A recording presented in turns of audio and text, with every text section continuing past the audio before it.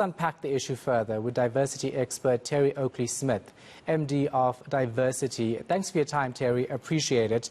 It's a question I've been struggling to figure out because, you know, racism is not something that can easily be dealt with. But when it comes to children who were born post-94, who have been to schools that have all races, the question is, what needs to be done to actually make sure that they are culturally aware of everything and everyone around them? I think perhaps the first thing to say, Shahan, is that we're living in an environment where racism predominates. And there needs to be a genuine and serious attempt to inculcate an anti-racist agenda in schools. But I must say I feel somewhat disheartened. I've been dealing with racism in schools since 1998, when there was that Freiburg High School incident, which took everyone by surprise so soon after President Mandela was inaugurated.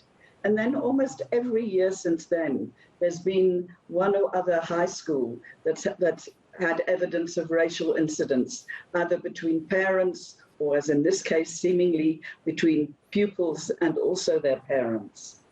And I think we have to accept that we live in a very violent and also a racist environment. Children, it would be nice to think that they've grown up in an environment where there is no racism because they've grown up during the time of democracy. But they haven't really experienced that. And I think that far more should have been done since 1994. And it's not too late to actually address how do we make schools an anti-racist environment for all pupils. And it's not helpful to hear white parents saying, they're our schools, we want to take back our schools.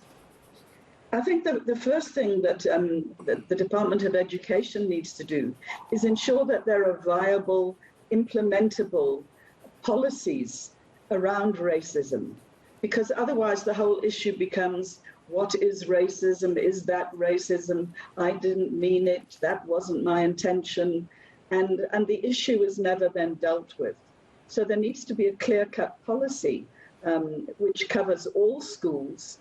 And then I believe that teachers, principals certainly, and school governing bodies need to be educated in this policy so that they can support it adequately.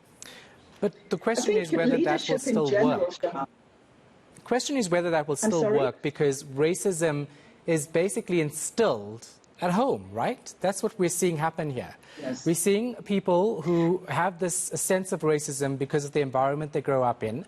They go to school with the same feelings, and that's where you see it play out. So if we have a system in place in schools to actually deal with racism, is it going to work? How do you change a mind of a teenager who's had this racism instilled at him at home?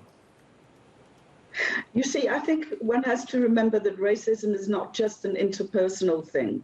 It is obviously, and in this case, seemingly an interpersonal issue between pupils and between parents. But it also institutionalized, and it's institutionalized in how the schools operate. And I agree with you, there can't be little bubbles outside of a broader society.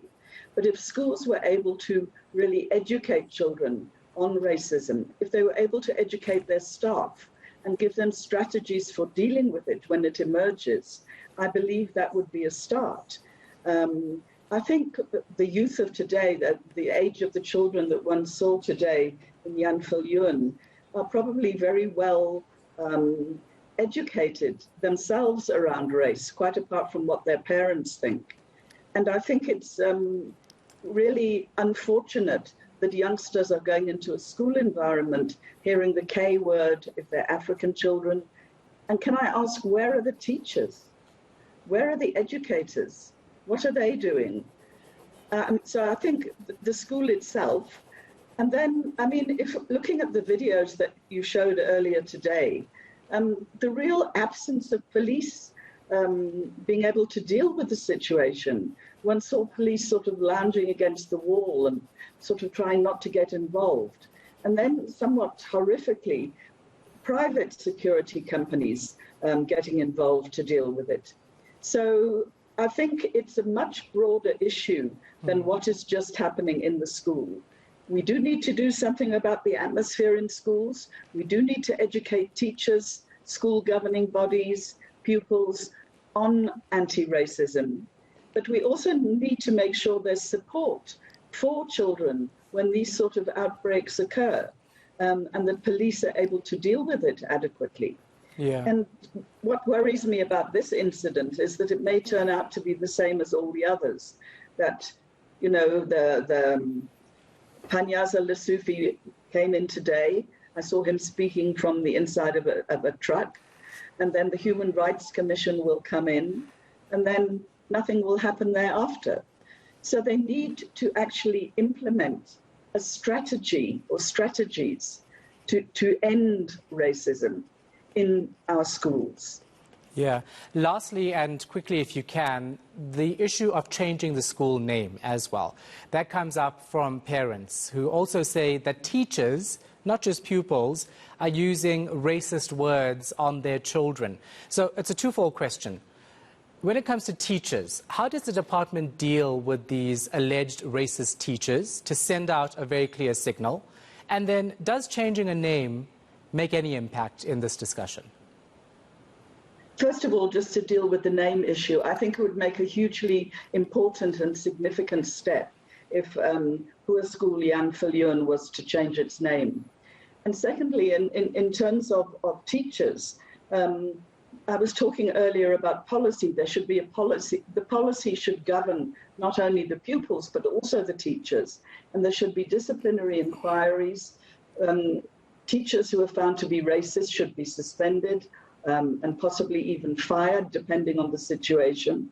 But while we sit here endlessly exploring and not actually acting, I fear that these situations are going to continue, Shahan.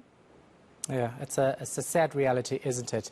Hopefully the Education MEC does make good on his promise and come back with feedback on Friday, which is what he says he's going to do. So we're not going to forget about all of this later on. Thank you so much for your time and your insight. That was diversity expert Terry Oakley-Smith, MD of Diversity.